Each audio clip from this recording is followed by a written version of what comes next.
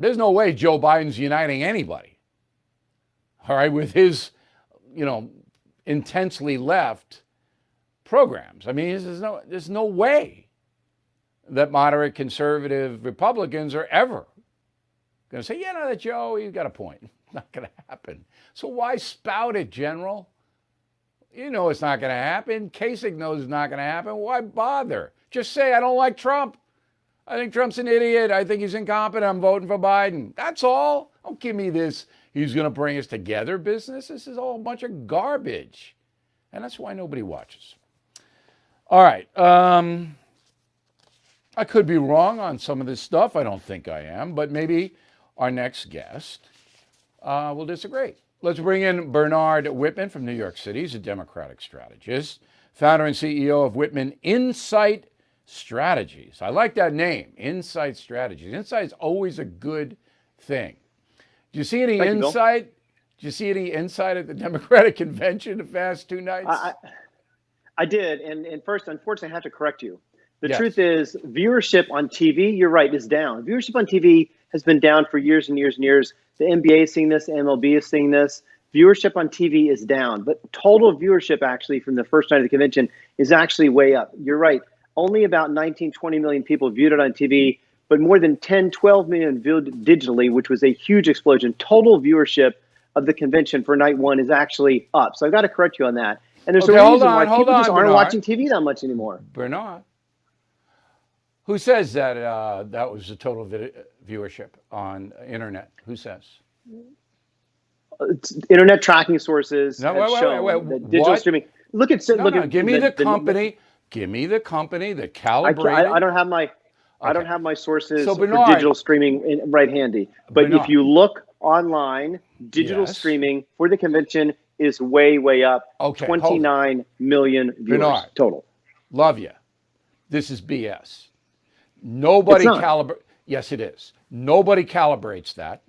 Ad rates are not set on that. You can say that about anything at any time, any way. All right. I'm pretty sure that digital advertising is a multi-billion-dollar industry, and so people are in fact tracking that. But you can't say that's not. You can't say that's not true.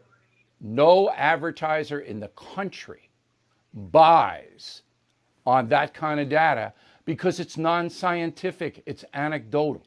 So I'm just gonna. You can believe it. And it may be viewing everything through the TV viewership lens is an anachronism that will lead to death. TV is dying. All I'm telling you is there is no drive, to watch the Democratic convention. There isn't. Maybe they're watching highlights. You don't know what they're watching. There is no electronic gizmos like Nielsen has to measure how long people watch on the internet. There's none of that. So let's just be accurate. There are measures like unique visitors. Digital streaming is measured in individual websites. In individual websites, not across the board. So you'd have to add up, 100, 200. And it hasn't been done yet. Okay. Now, the highlight of the Democratic convention for you, a Democratic strategist, somebody who has insight, so far, what was the best thing that we've seen so far? That's by far easy. And I may be messing up her name, so apologies. But Kristen Urquiza, the young woman whose father passed away from COVID, who spoke on the first night, I thought made the single most compelling case and the most dramatic most dramatic moment of either night. Her father, as she explained, her father's only pre-existing condition was believing in Trump and believing that COVID was fake. He unfortunately contracted COVID because he didn't wear a mask. He wasn't paying attention. He didn't social distance, and he died. And I think her speaking from the heart like that about how her father was failed by Trump and how the entire country has been failed by Trump in his response to COVID was the most dramatic and meaningful. And I think at the end of the day, this election, of course, is a referendum on the president. Re-elections always are.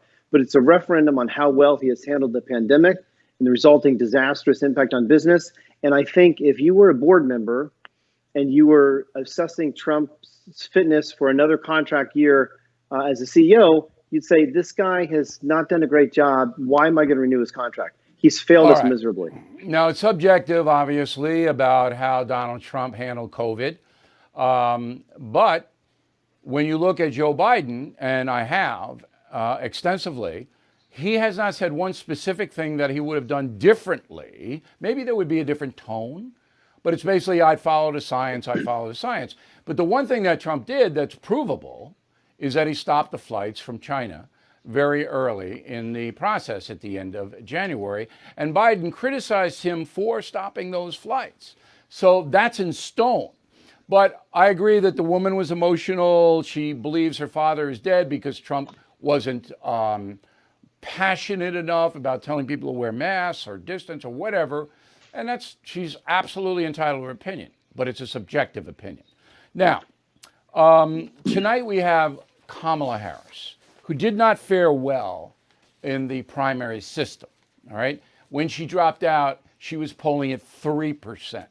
She was about fifth out of 23, so that was pretty good, she was actually. polling Relatively speaking, she was pretty good. When she dropped out, she was polling at 3%. That was real clear politics average. That's abysmal.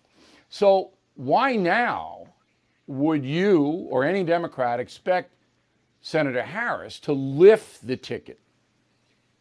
Because I think that she is the face of the new Democratic Party, or one of the key faces of the new Democratic Party. What I want to hear from Kamala tonight is some insight into her background, her passions, what she cares about, who she is as a person, how she connects with people, and how she would actually help Joe Biden bring this country together. If you actually listen to last night, and I admit last night was a little boring, what did people talk about?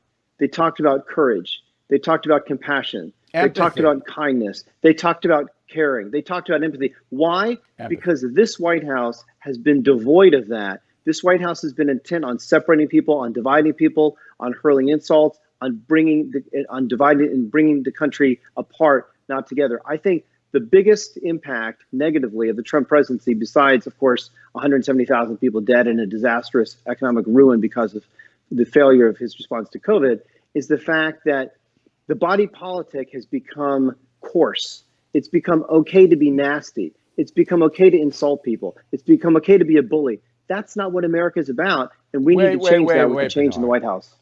Bernard, for 20 years, I was insulted, attacked, smeared on a daily basis by the American left. For 20 years. So you can't. But you were a TV host. That's a different. It's different than the president being a bully. Okay. The president, you're not the president. The president is a bully. The same tactics that you are deploring, and rightfully so, were used by the left on me for 2 decades.